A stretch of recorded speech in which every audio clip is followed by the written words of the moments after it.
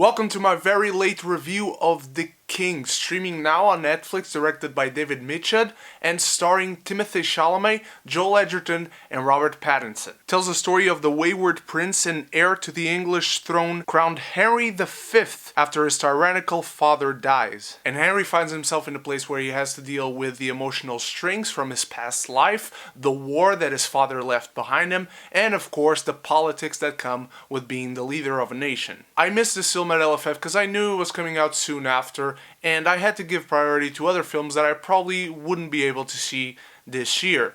The King is a movie I'm very mixed on. I love the performances in this film. Timothée Chalamet is as strong as he ever is. Joel Edgerton just delivers in the actual little role that he has, and Robert Pattinson is not one of the reasons why you should watch this film. He is great, he's just not in this film much at all. I also think the film is extremely well shot with this very dreary and gritty look. Everything feels uneasy. You get this perspective from Henry V that he didn't take almost any pleasure out of being the king. With every little victory that he had, with every little satisfaction that he got from anything, in came a load of troubles that he wasn't expecting it, and he barely had the patience to deal with. I also have to talk about the battle in this film because it's extremely well shot. There are barely any cuts, and it's shot in a first-person perspective, so the camera is walking around, being pushed around by the warriors, and the battle itself, it's really messy. It's not glorious or treated in an epic way like you see in, let's say, Gladiator or Braveheart. It's really messy. It's just people pushing each other around. Sometimes they don't even have room to move their arms around and swing their swords at each other.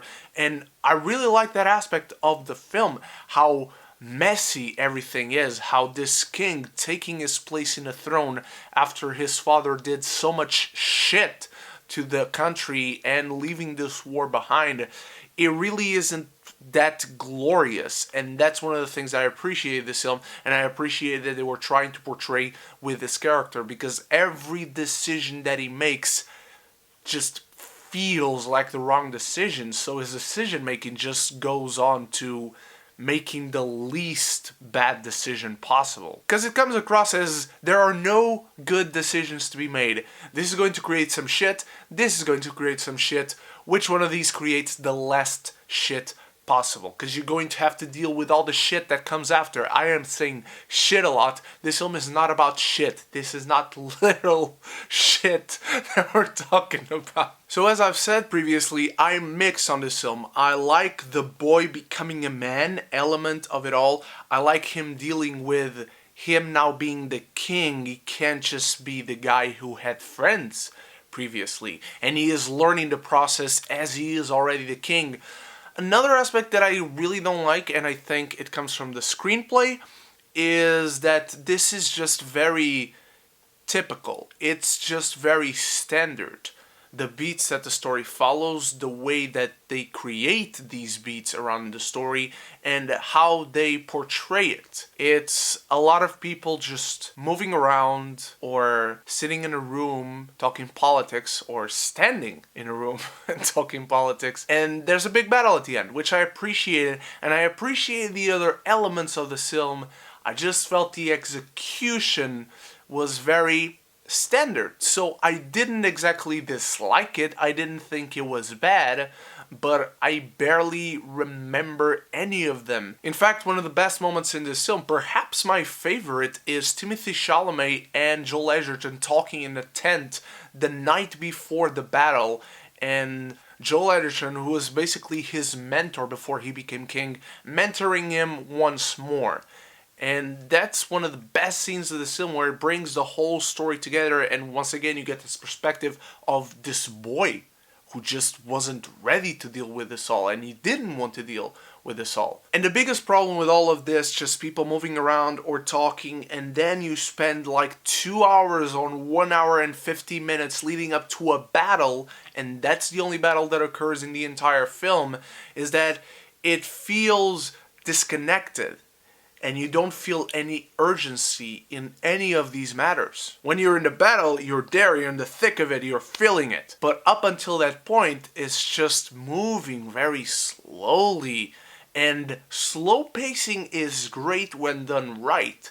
But for a film like this to just take its time, it doesn't really feel like they have to win this war. You don't feel the necessity of their victory throughout the film. There is a surprise near the ending of this film, and I'm not going to tell you what it is, even though I believe most of you watching this have seen the film. But even if they had made that surprise more obvious throughout the film from the beginning, it would have probably given it a little more punch. There would have probably been a lot more stuff to do for the characters, for the story to move around here and there and feel more active, feel more impactful in every sense. The best elements of The King is that Michôd lays out the consequences of combat with gruesome precision. He deconstructs the mythology around being king and about being knights and warriors and going into glorious battle, and that's what works in this film. But apart from that, there's just 2 hours of really doing not much. The King is not a total non-recommendation for me. There's a lot for you to appreciate in this film in terms of the craft, of the filmmaking, the set design, the cinematography, the sound design. But as a whole product, it leaves quite a lot to be desired. I'm giving The King a C. Now, what did you think of The King, my beautiful geekies? Did you read the book? Are you a fan of this film? Did you love it as much as I wish I did? Let me know whatever your opinions are in the comments below. And thank you so much for watching. I have to give you my reviews for the very late Addams Family. And my next reviews will be for the live-action Lady and the Tramp tomorrow. And also Midway, either tonight or tomorrow. Thank you so much once again. You guys are the best. Until the next video, don't forget to subscribe and like, because it really helps me out. And, of course, stay beautiful, stay geeky, but most importantly, love each other and love the movies.